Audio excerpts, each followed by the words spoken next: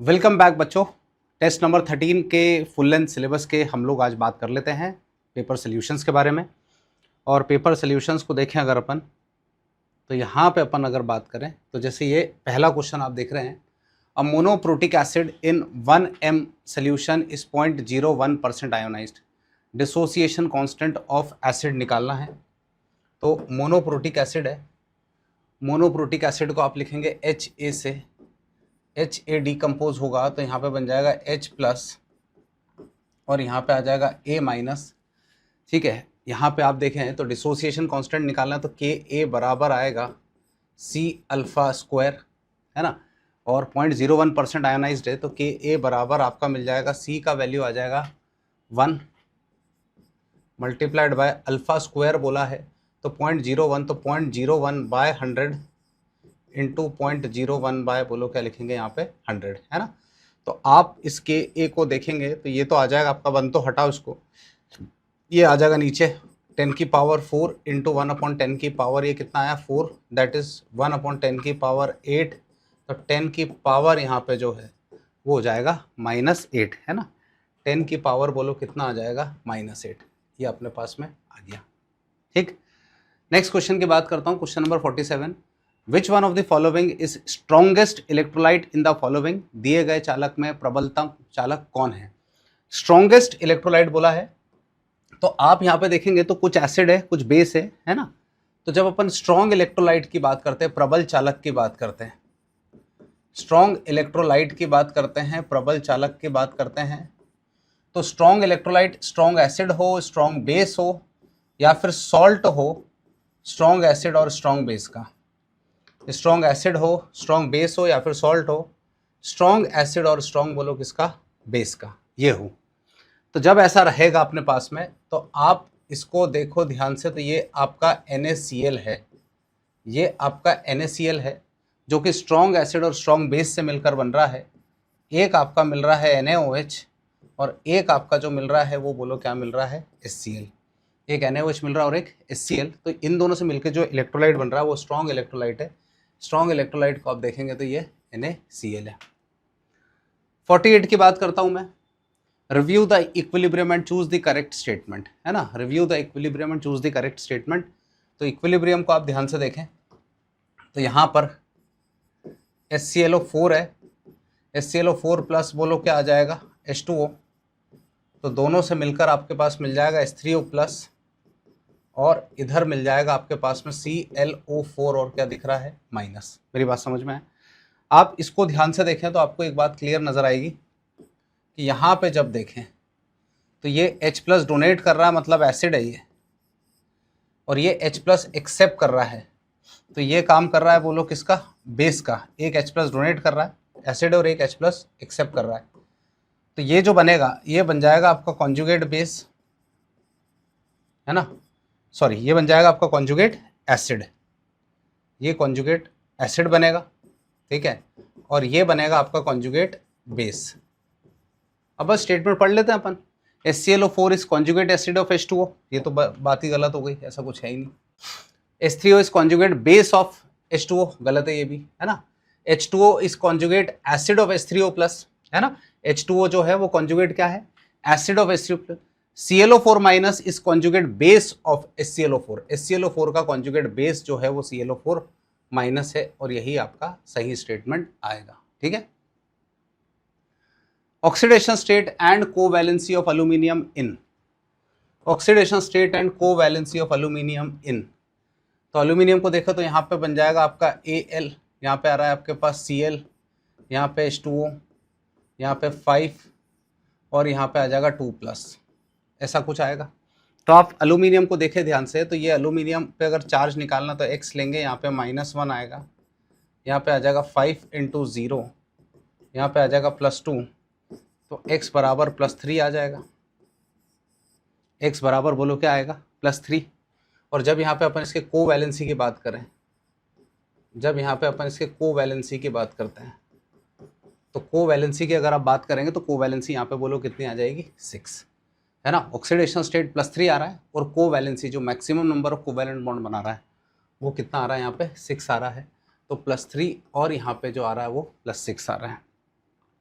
Question 50 है, in sulphur estimation of 0.16 gram of organic compound give 0.48 gram of barium sulphate.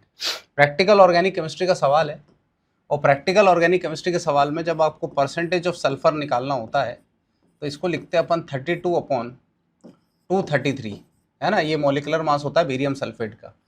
तो इधर आ जाएगा आपका weight of BaSO4 upon weight of OCOC मतलब organic compound multiplied by, बोलो कितना आ जाएगा 100। तो परसेंटेज ऑफ सल्फर अगर आपको निकालना है तो 32 बाय बोलो क्या बन जाएगा ये 233, ठीक है।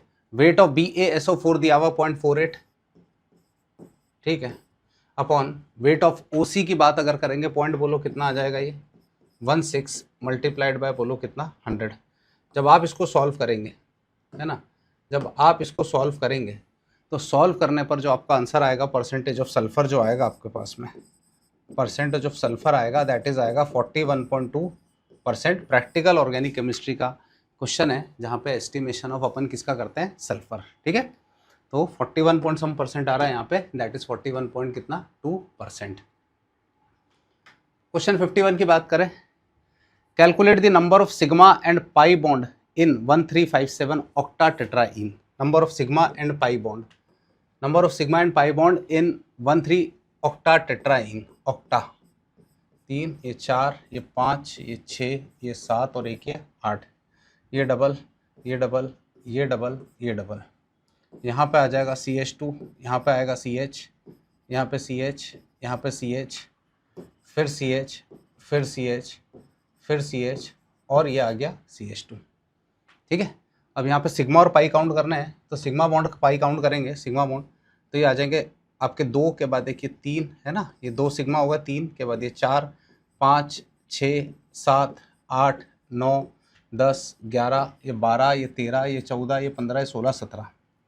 तो सिग्मा बॉन्ड जो आएंगे वो आपके पास बोलो क्या आएंगे 17, और पाई बॉन्ड जो आएंगे, पाई बॉन्ड जो आएंगे वो 1, यहाँ पे आ गया 2, यहाँ पे आ गया 3 और एक ये 4। तो 17 सिग्मा और 4 बोलो कौन से बॉन्ड आ रहे हैं, पाई। 17 सिग्मा और 4 pi bond 51। Question 52, the presence of primary amines can be confirm by. देखो प्राइमरी अमाइंस के लिए बहुत सिंपल सा टेस्ट है जिसको कार्बाइल अमाइन टेस्ट कहते हैं।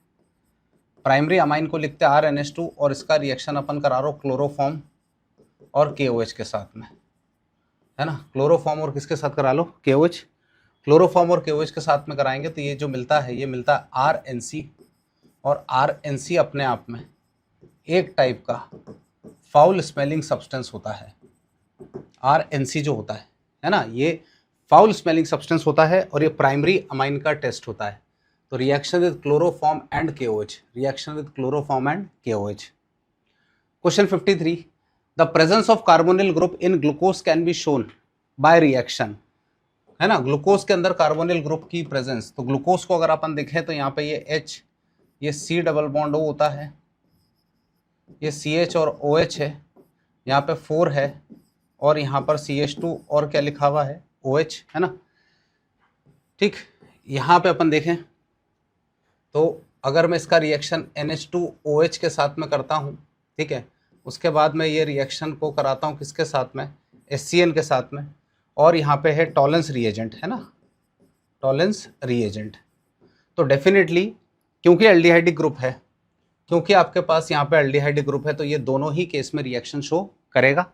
और रिएक्शन शो करने का मतलब यहाँ पे बड़ा सिंपल है, यहाँ पे मिल जाएगा आपका HC डबल बॉन्ड N, यहाँ पर OH, इधर आ जाएगा CHOH होल 4 और यहाँ पर चलेगा CH2OH, ठीक है। यहाँ पे साइनोहाइड्रिन बनेगा, आप देखेंगे यहाँ पे जो बनेगा वो क्या बनेगा, साइनोहाइड्रिन, ठीक है। और दूसरी बात यहाँ पे भी अगर आप टॉलेंस रिएजेंट का इस्तेमाल करेंगे तो COO माइनस बनेगा, CHOH और ये CH2OH, ठीक है। तो इस तरीके से आप देखें तो ये तीनों ही टाइप की रिएक्शन को शो करेगा, that is all of these, सभी को शो करेगा ऑल ऑफ दीज। 54 की बात करें, which one of the following react with aryl sulfonyl chloride to form product with soluble in alkali. Aryl sulfonyl chloride, है ना। अराइल सल्फोनिल क्लोराइड की अगर मैं बात करूं, इसको हिंसबर्ग रिएजेंट कहते हैं अपन।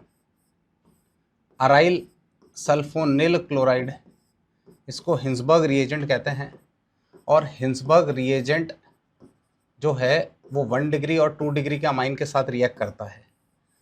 तो जब इससे रिएक्ट कराएंगे, क्योंकि 1 डिग्री का अमाइन है, तो 1 डिग्री का अमाइन के अगर बारे में बात करूं मैं, तो 1 डिग्री का अमाइन के बारे में बात करूं तो ये डबल बॉन्ड आ जाएगा। यहाँ पे आप देखेंगे तो N आएगा, यहाँ पर H आएगा और ये R आएगा।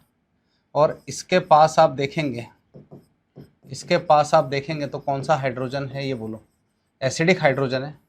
तो एसिडिक हाइड्रोजन अगर है तो ये जो कंपाउंड आएगा आपका, ये सॉल्युबल इन एल्कली आएगा, बेस में डिसॉल्व हो जाएगा, ये soluble in alkali, which is soluble in alkali. तो 1 डिग्री का जो अमाइन होता है वो सॉल्युबल इन एल्कली आएगा। 1 डिग्री का अमाइन जो होगा it is soluble in alkali. Question 55 की बात करें, आपको एक ईथर दिया है 3 डिग्री का, उसका रिएक्शन HI के साथ में कराया है ना। 3 डिग्री का ईथर है, उसका रिएक्शन किसके साथ कराया, HI के साथ में। यहाँ पे Me, यहाँ पे Me, ये OMe, यहाँ पे HI, है ना। ये चला यहाँ से, ये माइनस और ये बोलो कौन है, प्लस। तो माइनस प्लस की अगर बात कर रहे हैं तो यहाँ पे Me है, यहाँ पे Me है, यहाँ पे Me है, यहाँ पे I है और यहाँ पर आ जाएगा CH3 और क्या लगा है, OH दिख रहा है। तो आप ध्यान से देखेंगे तो C2H5OH, सॉरी यहाँ पे जो आपको दिख रहा है ये C2H5 क्या दिख रहा है, OH, CH3CH2 और क्या दिख रहा है ये OH, है ना। तो CH3CH2OH दिख रहा है यहाँ पे। तो ये आपके पास में जो प्रोडक्ट है वो ये मिल जाएगा आपके पास, ठीक है। 56 के बारे में बात करें, HA एसिड है, bond strength are important factor in determining acidity then its polar nature. बिल्कुल सही बात है, बॉन्ड स्ट्रेंथ जो होती है वो डिसाइड करती है एसिडिक कैरेक्टर। जैसे मैं यहाँ पे एक एग्जांपल बताऊँ कि मान लो मैं अगर HF, HCl, HBr और HI की बात करूँ, है ना, HF, HCl, HBr और किसकी बात करता हूँ, HI। तो अगर मैं इसके एसिडिक कैरेक्टर की आपसे बात करता हूँ तो HI का एसिडिक कैरेक्टर सबसे ज़्यादा आएगा, क्योंकि बॉन्ड की स्ट्रेंथ वीक है। यहाँ पर बॉन्ड स्ट्रेंथ जो है वो कैसा आ रहा है, वीक है, बॉन्ड का स्ट्रेंथ वीक आ रहा है। तो ये जो स्टेटमेंट ये कह रहा है कि एसिड जो है उसकी बॉन्ड स्ट्रेंथ एक इंपॉर्टेंट फैक्टर होती है एसिडिटी डिसाइड करने के लिए, बात सही है। As electronegativity of A increase होगा तो एसिडिक स्ट्रेंथ भी बढ़ेगा, ये बात भी बिल्कुल सही है, लेकिन वो यहाँ वैलिड नहीं हो रही है, इस वाले स्टेटमेंट में वैलिड नहीं है। लेकिन अगर आप इसको देखें ध्यान से, ये वाले स्टेटमेंट की जब मैं आपसे बात करता हूँ, है ना, इस वाले स्टेटमेंट को अगर आप ध्यान से देखें तो जैसे आपके पास आ रहा है यहाँ पे CH4, यहाँ पे आ रहा है NH3, यहाँ पे आ रहा है H2O और यहाँ पे आ रहा है HF। आप इसको देखो ध्यान से, तो इसको अगर आप ध्यान से देखेंगे तो यहाँ पर एसिडिक कैरेक्टर बढ़ रहा है क्योंकि इलेक्ट्रोनेगेटिविटी बढ़ रहा है। इसका आप देखेंगे इलेक्ट्रोनेगेटिविटी जब इंक्रीज हो रहा है तो एसिडिक कैरेक्टर जो है वो भी बोलो क्या होगा, इंक्रीज। इलेक्ट्रोनेगेटिविटी के बढ़ने से एसिडिक कैरेक्टर भी क्या होगा, बढ़ेगा, ठीक है। तो यहाँ पे ये दोनों स्टेटमेंट सही है, both statement 1 and 2 are correct, दोनों ही स्टेटमेंट जो है वो करेक्ट है। Question number 57, which of the following compound is obtained in borax bead test. Borax bead test में क्या होता है, देखो बोरेक्स बीड टेस्ट में क्या होता है कि आपके पास एक ऐसा, इसको बंसन बर्नर कहते हैं, लेट से, है ना, ये बंसन बर्नर होता है, एक प्लैटिनम का वायर होता है, प्लैटिनम का लूप होता है, और जब अपन बोरेक्स को हीट करते हैं Na2B4O7 होता है बोरेक्स, ठीक है, डॉट यहाँ पे आता है 10H2O, इसको बोरेक्स कहते हैं। जब आप इसको हीट करते हो तो पानी के मॉलिक्यूल्स को लूज कर देता है, तो ये Na2B4O7 बनाता है ना, NCERT की लाइन है ये। दोबारा हीट करते हैं तो ये बनाता है NaBO2, इसी को बोलते हैं सोडियम मेटाबोरेट, और साथ में यहाँ से निकल जाता है B2O3, इसको आप जो है वो कहते हैं सोडियम मेटाबोरेट, समझे, this is known as sodium metaborate, इसको सोडियम मेटाबोरेट कहते हैं। अब ये सोडियम मेटाबोरेट जो है यही आपका काम आता है बोरेक्स बीड टेस्ट में ट्रांजिशन एलिमेंट के। जैसे कि अगर मैं यहाँ पे CO2+ को लेता हूँ ट्रांजिशन एलिमेंट और यहाँ पे मैं NaBO2 को देखता हूँ, है ना, तो NaBO2 को अगर आप देखेंगे तो ये जब रिएक्ट करता है तो ये बनाता है COBO2 और होल्ट वाइज। बात समझे? तो मेटाबोरेट जो है वो बनता है आपका कौन से टेस्ट में? बोरेक्स बीट टेस्ट में मेटाबोरेट, है ना, NCERT P ब्लॉक का है ये, ठीक है। क्वेश्चन 58 ऑर्गेनिक केमिस्ट्री का सवाल है कि अगर हम साइक्लोहेक्सेनोन का रिएक्शन HCN से करा रहे हैं, तो साइक्लोहेक्सेनोन की बात अगर मैं करता हूं तो साइक्लोहेक्सेनोन ये रहा, इसका रिएक्शन अपन करा रहे हैं HCN के साथ में, तो H+ है और यहाँ पे बोलो कौन है? CN-, ये चला इधर माइनस और यहाँ पे बोलो कौन आ गया? प्लस। तो यहाँ पे आ जाएगा OH और यहाँ पे बोलो कौन आएगा? CN। एक तरफ OH आएगा और एक तरफ कौन आएगा? CN। अब इसको अगर मैं पास करता हूँ लिथियम एल्यूमिनियम हाइड्राइड से, है ना, तो लिथियम एल्यूमिनियम हाइड्राइड से पास करना तो इसका रिडक्शन कराएंगे, तो इसका रिडक्शन जब होगा तो ये मिल जाएगा CH2 और ये मिल जाएगा NH2। CH2 और बोलो क्या मिल जाएगा? NH2। बात समझे? तो पहला जो दिख रहा है आपको साइनोहाइड्रिन मिलेगा A एंड Br, है ना, तो पहला साइनोहाइड्रिन मिलेगा, ये जो है ये आपका A है और ये जो है ये आपका कौन है? B है। तो एक आपको साइनोहाइड्रिन मिल जाएगा और एक आपका ये CH2 और क्या मिल जाएगा? NH2। Lithium aluminium hydride nitrile को रिड्यूस करके CH2 और क्या देता है? NH2। ये अपने आप में एक पावरफुल कौन सा एजेंट है बोलो? रिड्यूसिंग एजेंट है, ठीक है। क्वेश्चन नंबर 59 की बात करें, activation energy for forward and backward reaction in case of chemical reaction is 30 and ये, है ना। तो अपन एक काम करते हैं, इसको मैं ग्राफिकली समझा देता हूँ। एक्टिवेशन एनर्जी बोलिए ये ऐसी, ठीक है, ये एक्टिवेशन एनर्जी है यहाँ पे, और यहाँ पे अगर आप देखेंगे तो ये कुछ ऐसा आ रहा है, एक्टिवेशन एनर्जी यहाँ पर इस टाइप का है। और इन्होंने एक्टिवेशन एनर्जी जो बोली है फॉरवर्ड रिएक्शन की, है ना, ये अगर आप मान लो रिएक्टेंट है और ये मान लो आप प्रोडक्ट है, तो फॉरवर्ड रिएक्शन की एक्टिवेशन एनर्जी जो बोली इन्होंने, ठीक है, ये इसका जो वैल्यू इन्होंने बोला है वो बोला है 30.5 किलो जूल पर मोल, 30.5 किलो जूल पर मोल। और दूसरी जो आप बोल रहे हैं ये वाली जो एक्टिवेशन एनर्जी दिख रही है आपको इधर वाली, ये वाली, ये बैकवर्ड रिएक्शन वाली जो है वो 45.4 है, 45.4 किलो जूल पर मोल है, ये है। बात समझे? अब आप देखेंगे यहाँ पे तो ये जो वैल्यू दिख रही है इसको मैं लिख रहा हूँ EF से, और ये जो वैल्यू दिख रही है इसको मैं लिख रहा हूँ EB से। जब भी EF का वैल्यू EB से कम होता है, EF का वैल्यू EB से कम होता है ना, EF का वैल्यू कम है, EB का वैल्यू ज़्यादा है, तो इस टाइप की रिएक्शंस जो होती है दीज आर एक्सोथर्मिक रिएक्शन। इस टाइप की जो रिएक्शंस होती है these are known as exothermic reaction. क्योंकि आप यहाँ पे देख लो इसका वैल्यू आ रहा है 30.5 और इसका जो वैल्यू आ रहा है 45.4, तो जब भी ऐसा केस आएगा ग्राफ से भी आपको दिख पा रहा है एक्सोथर्मिक रिएक्शंस होती हैं ये। Question number 59।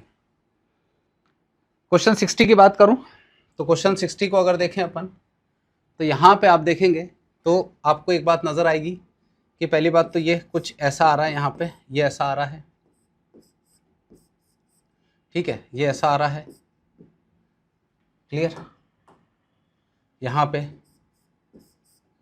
ये देखो ये ऐसा आ रहा है और इधर जो आ रहा है वो आ रहा है कौन? OH, और यहाँ पे भी क्या आ रहा है? OH, ठीक है। अब बोला है इसका रिएक्शन आप करा रहे हो ZnHg कॉन्सेंट्रेटेड HCl। पहली बात ध्यान रखना एसिड सेंसिटिव ग्रुप है मेरे पास में, यहाँ पे ये एसिड सेंसिटिव ग्रुप है, लेकिन यहाँ पे तो कोई फर्क पड़ेगा नहीं क्योंकि फिनोलिक ग्रुप है वो। तो जब आप रिएक्शन कराएंगे तो पहले तो इसका रिडक्शन हो जाएगा यहाँ पे, है ना, ये जो रिडक्शन है इसको क्लेमेंसन रिडक्शन बोलेंगे।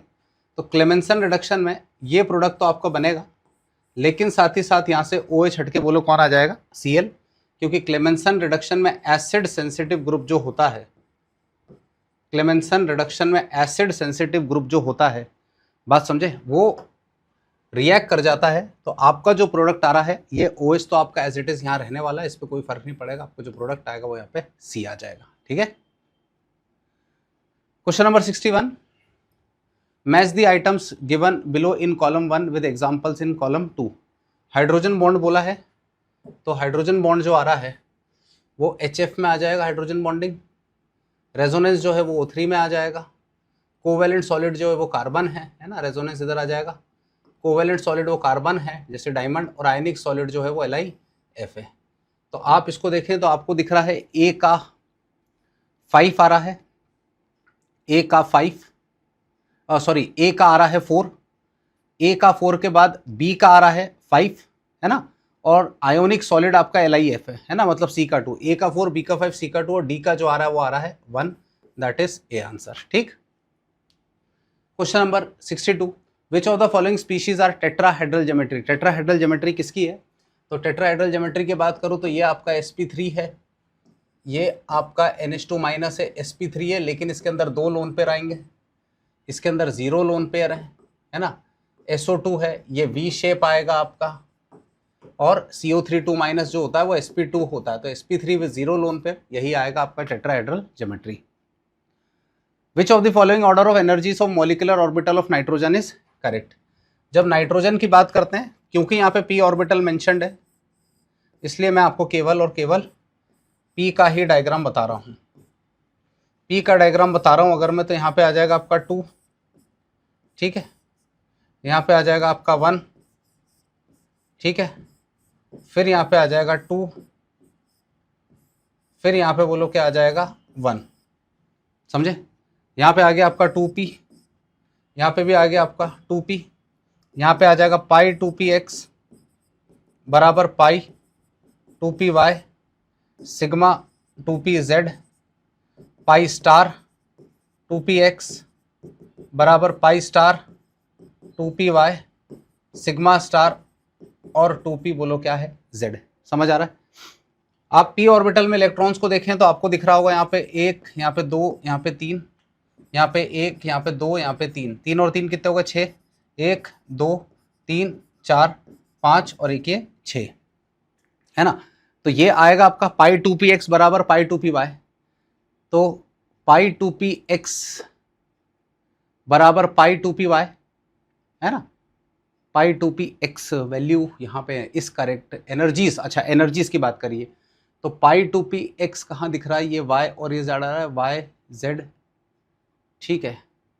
तो यहाँ पे एनर्जी जो आ रही है वो सबसे ज़्यादा आ रही है आपकी पाई स्टार 2px की एनर्जी सबसे ज़्यादा आ रही है, तो पाई स्टार 2px और पाई स्टार 2py की एनर्जी बराबर है, ठीक है। सिग्मा 2pz आ रहा है ये, तो आपका जो करेक्ट आंसर आ रहा है इस ऑप्शन के हिसाब से, ये आपका जो आंसर आ रहा है वो सी आंसर आ रहा है, पाई 2px पाई 2py, ठीक है। चलो question number 64, in which of the following substances hydrogen bond will be strongest. पहले तो ये देखो इनमें हाइड्रोजन बॉन्ड बन किस में रहा है। हाइड्रोजन बॉन्ड जो है वो इनके अंदर तो बनेगा ही नहीं, हाइड्रोजन बॉन्ड केवल इसी में बनेगा और उसका आंसर सिंपल सा आएगा H2O। ये बात को लेके कंफ्यूज मत हो जाना कि सर यहाँ पर H है और यहाँ पे Cl है, तो ये आपका जो है ये हाइड्रोजन बॉन्ड है। भैया मेरे ये हाइड्रोजन बॉन्ड नहीं है, ये आपका जो है ये कोवेलेंट बॉन्ड है। This is not hydrogen bond, it is a covalent bond. तो आप इसकी स्ट्रेंथ मत चेक करने बैठ जाना, बात समझे। हाइड्रोजन बॉन्ड जो कि वाटर में है, तो हाइड्रोजन बॉन्ड अगर आपका वाटर में है तो ये ऐसा बनेगा कुछ, हाइड्रोजन बॉन्ड ऐसा बनेगा कुछ, ठीक है। यहाँ पे ऐसा ये हाइड्रोजन बॉन्ड बनेगा, समझ में आ रही है बात। तो हाइड्रोजन बॉन्ड केवल वाटर में ही आएगा, इसलिए जो स्ट्रॉन्गेस्ट हाइड्रोजन बॉन्ड है वो केवल H2O में देखने को मिलेगा। क्वेश्चन नंबर 65, द कंपाउंड यहाँ पे देखें आप रिप्रेजेंट्स, यहाँ पे आयोनाइजेबल पार्ट आपको देखें तो ब्रोमीन है और यहाँ पे कौन है, क्लोरीन है। तो यहाँ पर आप देखेंगे तो चेंज इन कौन सा पार्ट है, आयोनाइजेबल पार्ट है ना। चेंज इन कौन सा पार्ट है, आयोनाइजेबल पार्ट। तो आयोनाइजेबल पार्ट अगर बोला है तो इसको अपन बोलते हैं आयोनाइजेशन आइसोमेरिज्म। आयोनाइजेबल पार्ट बोला है, इसको हम बोलेंगे कौन सा, आइसोमेरिज्म, आयोनाइजेशन आइसोमेरिज्म। 66 की बात करते हैं, FeCN6 3- ion shows magnetic moment corresponding to 2 unpaired electrons. देखते हैं पहले मैग्नेटिक मोमेंट में 2 अनपेड इलेक्ट्रॉन। तो यहाँ पे आ रहा है Fe, यहाँ पे आ रहा है Cn और यहाँ पे आ रहा है 6 और ये आ रहा है 3- है ना। तो Fe यहाँ पे आ रहा है +3, 3d 5 आएगा और 4s बोलो क्या आ जाएगा 0 +3 के हिसाब से, है ना। 3d5 क्योंकि आयरन पे आप चार्ज निकालेंगे तो आयरन का OS +3 आएगा। अब D5 बोला है, यहाँ पे देखो D5 बोला है, तो D5 बोलने का मतलब यहाँ पे सिंपल से ये आ जाएगा 1 2 3 4 5, ये D5 बोला है। अब आप जब देखें तो CN एक स्ट्रॉन्ग लिगेंड है, आपके पास ये CN दिख रहा है, ये CN एक SFL का मतलब होता है strong field ligand. Strong field ligand है तो इलेक्ट्रॉन्स की यहाँ पे जो है वो पेयरिंग होगी, इलेक्ट्रॉन्स की जो है यहाँ पे क्या हो जाएगी पेयरिंग। तो जब आपको इलेक्ट्रॉन्स की पेयरिंग कराएंगे तो इलेक्ट्रॉन्स की पेयरिंग कराने में आप देखें तो यहाँ पे ये पहले 2 एक पेयर हो गए, फिर ये 2 और फिर ये दोनों खाली बचे, तो आपको दिखाई दे रहा है यहाँ पे सिंगल अनपेयर्ड इलेक्ट्रॉन, आपको यहाँ दिखाई दे रहा है single unpaired electron. Single unpaired electron कारण हो रहा है, तो पहली बात तो बोला assertion because of 2 unpaired electron, तो ये तो गलत है, ये तो गलत है। Because it has D2sp3 hybridisation, है ना। देखो रीजन तो सही है पर एक्सप्लेनेशन गलत है। तो both assertion and reason are correct, both assertion reason, है ना। Assertion is incorrect, reason is correct, है ना। असर्शन जो है वो इनकरेक्ट है, रीजन जो है वो करेक्ट है, क्योंकि यहाँ पे D2sp3 हाइब्रिडाइजेशन हो रही है, बिल्कुल सही है ये बात, ठीक है। लेकिन मैग्नेटिक मोमेंट जो है वो 2 इलेक्ट्रॉन के कारण नहीं, वो कितने कारण है, 1 के कारण। Next question, total number of orbitals associated with n third shell की बात करिए। तो बहुत सिंपल सी बात है कि जब भी आपको नंबर ऑफ ऑर्बिटल निकालने हों तो number of orbital in shell अगर निकालने हों तो number of orbital in shell निकालने का तरीका होता है n², है ना, और इलेक्ट्रॉन्स होते तो 2n²। तो n² बोला है तो 3 वाले का बोला है तो 3 का स्क्वायर, तो 3 का स्क्वायर बोलो क्या होगा 9, 3 का स्क्वायर बोलो क्या होगा 9। 68, orbital angular momentum depends on, orbital angular momentum जो है वो डिपेंड करता है किसके ऊपर, L के ऊपर, L के ऊपर डिपेंड कर रहा, मतलब यहाँ पे OAM बराबर अंडर रूट ऑफ बोलो क्या आ जाएगा L इंटू L+1 H/2 पाई, L इंटू L+1 H/ बोलो क्या है 2 पाई। तो ऑर्बिटल एंगुलर मोमेंटम जो है वो डिपेंड कर रहा है किसके ऊपर, L के ऊपर, ठीक है। Next, elements in which electrons progressively filled in 4f orbital. इस बार का पेपर इजी था, 4f ऑर्बिटल बोला है मतलब कुछ इसमें सोचने की जरूरत ही नहीं है। 4f ऑर्बिटल में लास्ट इलेक्ट्रॉन जा रहा है मतलब उसको अपन क्या बोलेंगे, लेंथेनॉइड्स। नेक्स्ट क्वेश्चन 70 वाला, the first compound of noble gases prepared by Neil Bartlett, है ना। पहली बार जो नील बार्लेट के द्वारा कंपाउंड प्रिपेयर किया था नोबल गैस का वो था XCPTF6, क्योंकि उसने ये पाया था कि xenon and molecular oxygen, xenon and molecular oxygen have similar IE, इनकी जो आयनाइजेशन एनर्जी होती है वो लगभग क्या होती है, सिमिलर। तो नील बार्लेट ने पहली बार ये पाया कि जब O2 PT F6 को रिएक्ट कराते हैं तो ये बनता है O2+, यहाँ पे PT और ये F6-। तो उसने बोला कि जब आयनाइजेशन एनर्जी सिमिलर आ रही है तो जाहिर सी बात है ये कंपाउंड भी सिमिलैरिटी के साथ बनाएंगे। तो रेड कलर का कंपाउंड बनाया था पहली बार नील बार्लेट ने, जो कि क्वेश्चन नंबर 70 में ये आंसर दिख रहा है, ठीक है।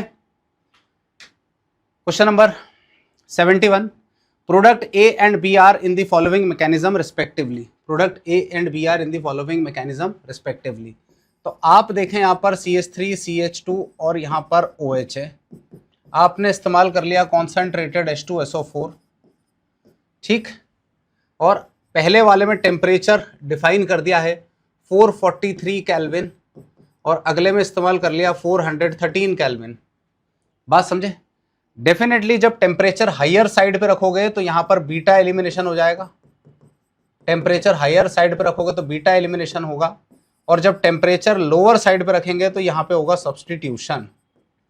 मतलब इस पर्टिकुलर कंडीशन में जो प्रोडक्ट आपका मिल जाएगा वो मिल जाएगा CH3 CH2, यहाँ पे इस पर्टिकुलर कंडीशन में जो प्रोडक्ट मिल जाएगा वो मिल जाएगा CH2 डबल बॉन्ड CH2 और बाहर बोलो क्या हो जाएगा H2O, और यहाँ पर मिल जाएगा CH3 CH2 OCH2 और CH3, ये कुछ ऐसा मिलेगा अपनों को। बात समझे। तो यहाँ जो मैकेनिज्म फॉलो होगा, क्योंकि 1 डिग्री था तो E2 होगा, और यहाँ पे जो फॉलो होगा that is known as SN2। ठीक है, तो आप देखिए यहाँ पे जो A वाला प्रोडक्ट बन रहा है वो E2 से बन रहा है, और जो B वाला प्रोडक्ट बन रहा है वो SN2 से बन रहा है। ये आपका आंसर आने वाला है। ठीक है, नेक्स्ट क्वेश्चन, HBr से कराया रिएक्शन, देखिए 72 का। तो 72 का जब रिएक्शन करा रहे हैं तो यहाँ पे मिथाइल है, यहाँ पे बोलो कौन है, OH है, यहाँ पर HBr है। HBr से H+ निकल के इसको प्रोटोनेट करेगा।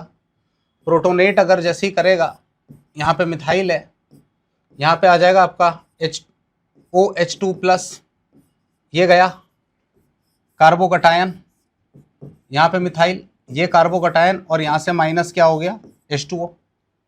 अब आप देखिए क्योंकि पॉजिटिव चार्ज आ गया है तो 1,2 यहाँ पे लगाऊंगा मैं HS, हाइड्राइड शिफ्ट, 1,2 HS लगाया, हाइड्राइड शिफ्ट लगाया, तो ये मिथाइल है, और ये बोलो कौन आ गया, प्लस। अब प्लस जैसे ही आया, प्लस जैसे ही आया तो ये Br- है, तो Br- की अगर मैं बात करूंगा तो यहाँ पे मिथाइल और यहाँ पे बोलो कौन है, Br। क्लियर मेरी बात? तो ये आपका आंसर आएगा यहाँ पे शिफ्टिंग ऑफ कार्बोकटायन से, that is known as B answer. Clear एकदम? चलिए question 73, which of the following is an example of disproportionation? Very simple question. Cannizzaro reaction is an example of disproportionation. Cannizzaro reaction, क्यों? एक aldehyde के molecule का oxidation होता है in presence of base. तो एक अल्डिहाइड के मॉलिक्यूल का ऑक्सीडेशन होता है, और दूसरा जो होता है उसका ऑक्सीडेशन, हालांकि यहाँ पे ध्यान रखना ये रिडक्शन हो रहा है इस पर्टिकुलर केस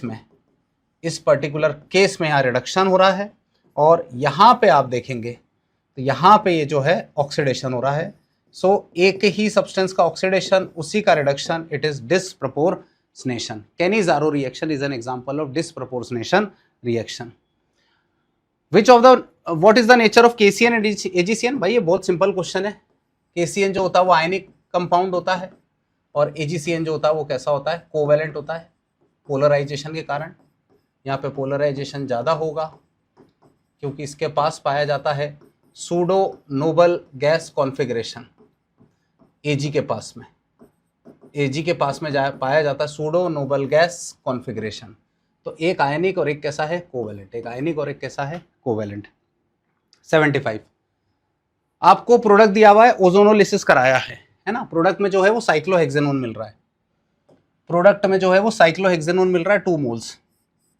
उसका क्या तरीका होता है वो मैं आपको बताता हूँ, शॉर्ट ट्रिक इसका ये होता है कि आपको जो भी प्रोडक्ट मिल रहे हैं उनके दोनों को ऑक्सीजन को आमने सामने करके लिख दीजिए। जो भी प्रोडक्ट मिल रहे हैं उनके दोनों को ऑक्सीजन को आमने सामने करके लिख दीजिए। यहाँ से O गायब हो जाएगा, यहाँ से O गायब होगा, ठीक है, यहाँ से O गायब होगा, तो ये प्रोडक्ट बनेगा आपका, है ना। तो यहाँ पे देखिए O हटाएंगे तो ये आपका प्रोडक्ट बन जाएगा, तो ये बन जाएगा आपका, कौन आ जाएगा, B। ठीक है, 76 क्वेश्चन की बात करें, थर्मोडायनेमिक्स का सवाल है। A piston filled with 0.04 mole of ideal gas expands reversibly from 50 ml to 375 ml at constant temperature। लो भैया, आधा सवाल तो यही खत्म हो गया। एट कांस्टेंट टेम्परेचर, आधी बात तो यही खत्म हो गई। एट कांस्टेंट टेम्परेचर, तो कांस्टेंट टेम्परेचर मतलब ये जो प्रोसेस है it is isothermal process. At constant temperature ये जो प्रोसेस है, कैसा प्रोसेस है, आइसोथर्मल। और आइसोथर्मल प्रोसेस की अगर मैं बात करूं तो according to first law of thermodynamics, delta U बराबर होता है Q plus W। Delta U बराबर Q प्लस W हो तो आइसोथर्मल प्रोसेस में डेल्टा T बराबर 0 होगा। आइडियल गैस के लिए डेल्टा U बराबर भी 0 हो जाएगा। तो 0 बराबर Q प्लस W, तो Q बराबर आ गया माइनस W। अब हमारे सिस्टम ने हीट एब्जॉर्ब करी है, तो heat given to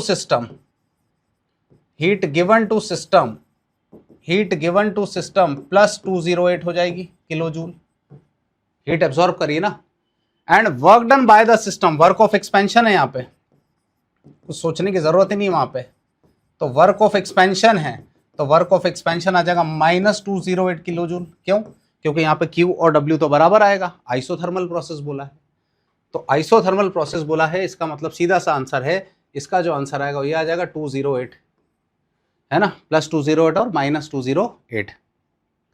question number 77, magnesium दिया है, ड्राई ईथर दिया है और D2O दिया है। चलिए देखते हैं इसको। यहाँ पे मिथाइल है ना, यहाँ पे आप देखिए क्या दिख रहा है, ये मिथाइल, इधर ही आ रहा है CH, इधर आ रहा है मिथाइल, और यहाँ पे दिख रहा है Br, और यहाँ पर आया Mg, तो यहाँ बनेगा आपका मिथाइल, यहाँ पे मिथाइल CH और ये Mg और Br।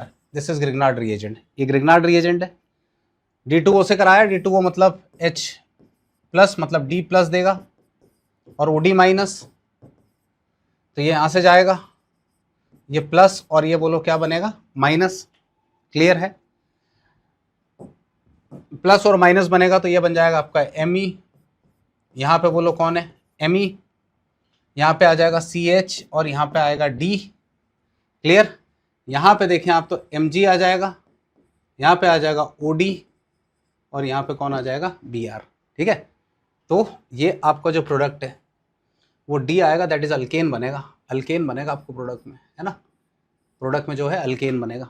वैसे भी ध्यान रखना, ग्रिग्नार्ड रिएजेंट को ऐसी चीज़ों से दूर रखा जाता है जो H+ रिलीज कर देते हैं। H+ अगर रिलीज करने वाले मिल गए तो वो डेफिनेटली अल्केन में कन्वर्ट हो जाता है ग्रिग्नार्ड रिएजेंट।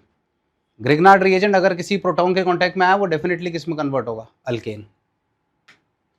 नेक्स्ट क्वेश्चन है, the diagram given is a vapour pressure composition diagram for binary solution of A and B, है ना।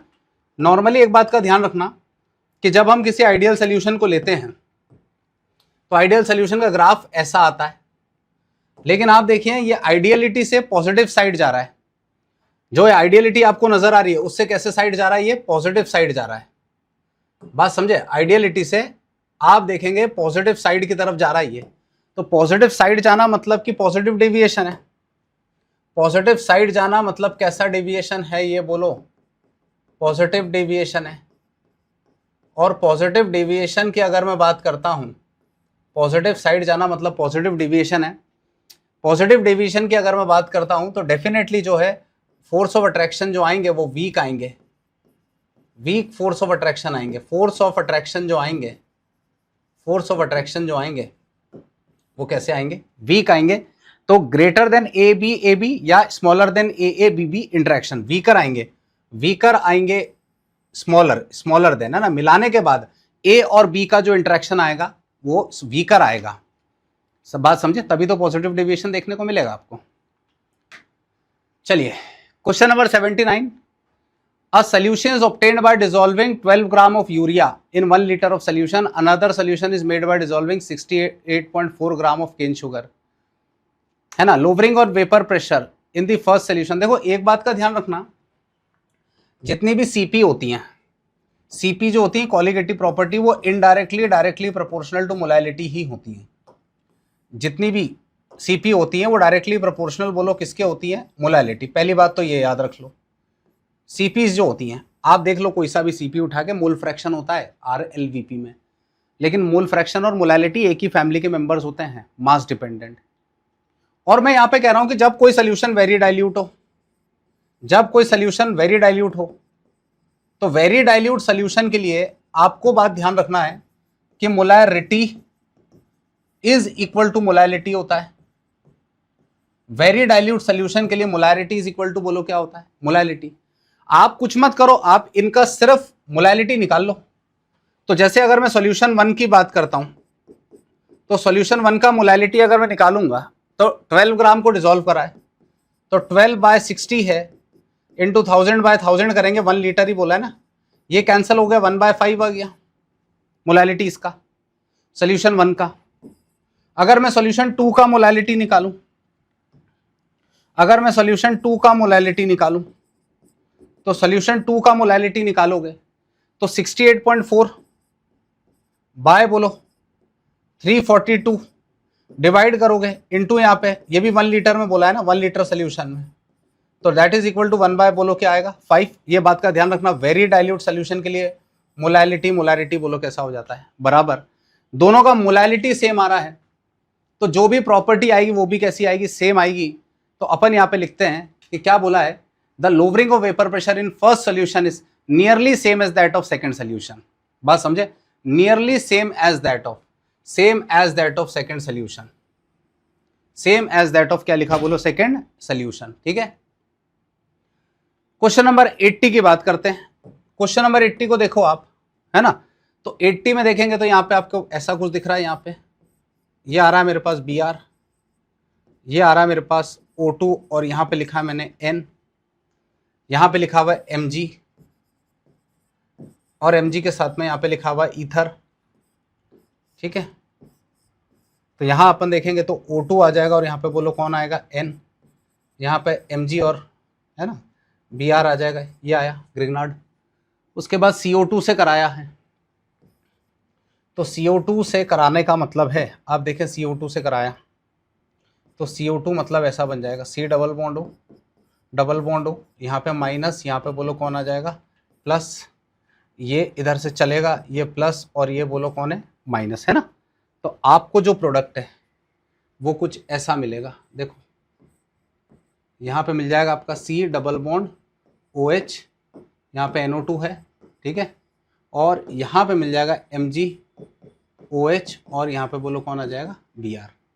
तो आपका जो प्रोडक्ट है वो आपको ये मिलने वाला है। क्लियर है 80 का। चलो क्वेश्चन नंबर 81 की बात करते हैं, और क्वेश्चन नंबर 81 की बात करें, identify incorrect statement. Lambda m increases with increase in temperature, बिल्कुल टेम्परेचर बढ़ने से काइनेटिक एनर्जी बढ़ेगी आयंस की, तो लेमडा m की वैल्यू बढ़ेगी। Lambda m decreases with increase in concentration, ये बात बिल्कुल सही है क्योंकि लेमडा m जो होता है वो inverse of root of c हो जाता है। Specific conductance increases with increase in temperature, सही है। आपसे बोला incorrect, specific conductance decreases with increase in temperature, यही आंसर आएगा और ये बात गलत है। टेम्परेचर के बढ़ने से पार्टिकल्स की काइनेटिक एनर्जी बढ़ेगी, आयंस की काइनेटिक एनर्जी बढ़ेगी, तो कंडक्शन की वैल्यू भी क्या हो जाएगी, बढ़ जाएगी। टेम्परेचर के बढ़ने से स्पेसिफिक कंडक्टेंस बढ़ेगा, कम नहीं होगा, ध्यान रखिएगा। Next question, lambda m for NaCl HCl Na sodium acetate आपको दिया हुआ है। If conductivity of 0.1 m Ha is value दे रखी है, degree of dissociation of Ha निकालना है। भाई degree of dissociation of Ha निकालना है तो डिग्री ऑफ डिसोसिएशन को लिखते हैं अल्फा, अल्फा बराबर आएगा lambda m upon lambda m infinity. पहली बात तो ये फॉर्मूला आपको यूज करना है, lambda m upon lambda m बोलो क्या दिख रहा है ये इन्फिनिटी, इसका यूज करना है। अब लेमडा m निकालना अगर अपनों को तो अपन यहाँ पे लगाएंगे k इंटू 1000 बाय बोलो क्या लगाएंगे c, तो लेमडा m का वैल्यू जो आ रहा है, k का वैल्यू आ रहा है आपका 5 इंटू 10 की पावर -5, ठीक है, यहाँ पे आ गया 10 की पावर 3 अपॉन c का वैल्यू आ रहा है आपके पास में 10 टू द पावर -3। ये ऊपर जाएगा तो लेमडा m का जो वैल्यू आएगा वो आ जाएगा आपका 50 आ जाएगा। आप इसको सॉल्व करेंगे तो लेमडा m का जो वैल्यू आ रहा है 50 आ जाएगा, साइमन सेंटीमीटर स्क्वायर पर मोल, है ना, ये आपका वैल्यू आ जाएगा 50। अब मुझे लेमडा m इन्फिनिटी निकालना है, तो अगर मुझे लेमडा m इन्फिनिटी निकालना है तो लेमडा m इन्फिनिटी निकालने के लिए मैं सिंपल सा इक्वेशन लिख रहा हूं कि NaCl का lambda m infinity plus Ha से मुझे यहाँ पे मिल रहा है HCl और यहाँ पे मिल रहा है मुझे Na, ऐसा ये सिंपल रिएक्शन लिख लेते हैं। इसकी शॉर्ट ट्रिक क्या होती है कि आप ऐसा इक्वेशन लिख लो, दोनों साइड पे कोई भी आयन कॉमन नहीं होना चाहिए, दोनों साइड पे कोई भी आयन कॉमन नहीं होना चाहिए। NaCl का वैल्यू आ रहा है 126.4, Ha का वैल्यू आपको निकालना है, HCl का जो वैल्यू आ रहा है, HCl का वैल्यू आ रहा है 425.9 और Na का जो सोडियम एसिटेट का वैल्यू जो आ रहा है वो आ रहा है 100.5, दोनों को ऐड करके निकाल लो यहाँ से, तो ये आ जाएगा 126.4 प्लस x इक्वल टू, इसको ऐड कर लो 526.4 हो जाएगा ये, है ना, ये हो जाएगा आपका 526 पॉइंट कितना हो गया 4, x की वैल्यू निकालोगे तो ये आ गया 400, ये आ गया 400, मतलब लेमडा m इन्फिनिटी आ गया Ha का, लेमडा m इन्फिनिटी फॉर क्या आ गया Ha। बस वैल्यू डालो यहाँ पे, है ना, वैल्यू डालो अब यहाँ पे। तो वैल्यू डालेंगे अगर अपन, तो यहाँ पे देखो जरा, अल्फा बराबर lambda m upon lambda m infinity. तो अल्फा बराबर ये आ गया, लेमडा एम का वैल्यू तो आ रहा है 50 और इसका वैल्यू आ रहा है 400। ये 0 0 1 बाय बोलो कितना आया 8। 1/8 को सॉल्व करोगे अगर आप, तो आपका जो आंसर आएगा वो डी आ जाएगा, दैट इज 0.125। 0.125, ठीक है। Calculate the ratio of energy of second orbit of He+ to third orbit of Li2+, है ना। रेशियो ऑफ किसकी बात कर रहे हैं, एनर्जी। तो एनर्जी जो है वो इनवर्स ऑफ आता है आपका n² इंटू Z², Z²/n² होता है एनर्जी। तो एनर्जी ऑफ He2+, ठीक है, अपॉन एनर्जी ऑफ Li2+, यही बोला है। तो Z² हीलियम का हो जाएगा 4/n², सेकेंड ऑर्बिट भी हो गया 4।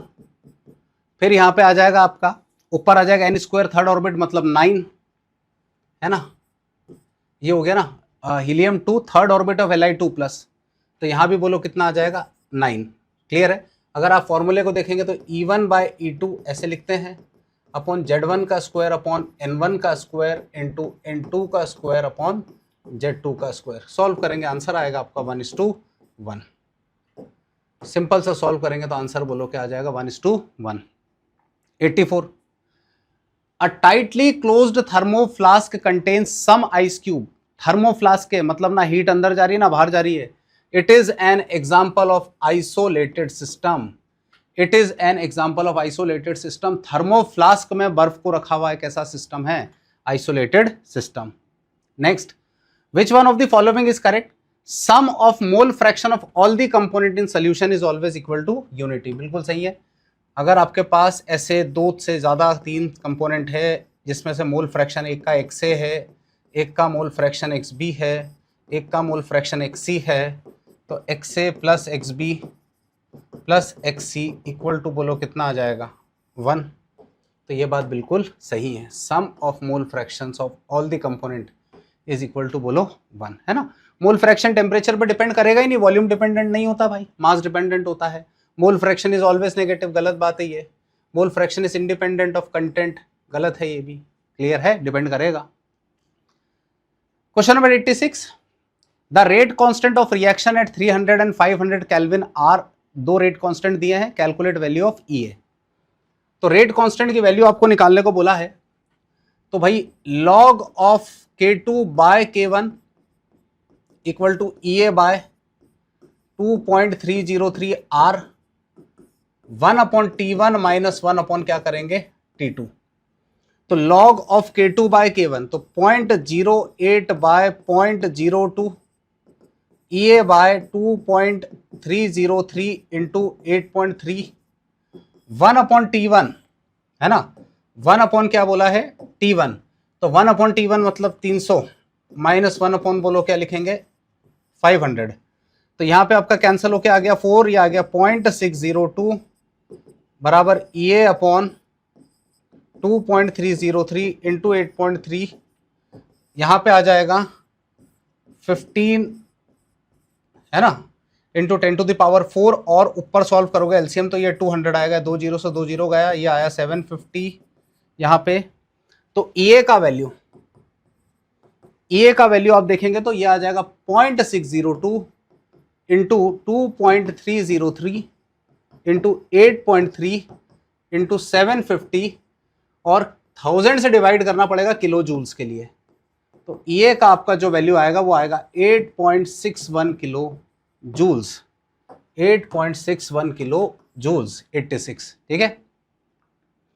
Question 87, acidity of BF3 can be explained on the basis of. देखो BF3 की अगर मैं बात करता हूं ना तो इलेक्ट्रॉन डेफिशिएंट मॉलिक्यूल है। BF3 की अगर बात करता हूं, ये BF3 की अगर बात करता हूं तो एक टाइप का इलेक्ट्रॉन डेफिशिएंट मॉलिक्यूल है। BF3 जो है वो एक टाइप का इलेक्ट्रॉन डेफिशिएंट क्या है मॉलिक्यूल है। अब इलेक्ट्रॉन डेफिशिएंट मॉलिक्यूल है तो इलेक्ट्रॉन को एक्सेप्ट करेगा, तो BF3 इलेक्ट्रॉन पेयर को एक्सेप्ट करेगा F- को, इलेक्ट्रॉन को एक्सेप्ट करेगा तो ये बनेगा Ba4 माइनस, ये लुईस का एसिड है, लुईस का एसिड है, इलेक्ट्रॉन पेयर एक्सेप्टर लुईस का एसिड है।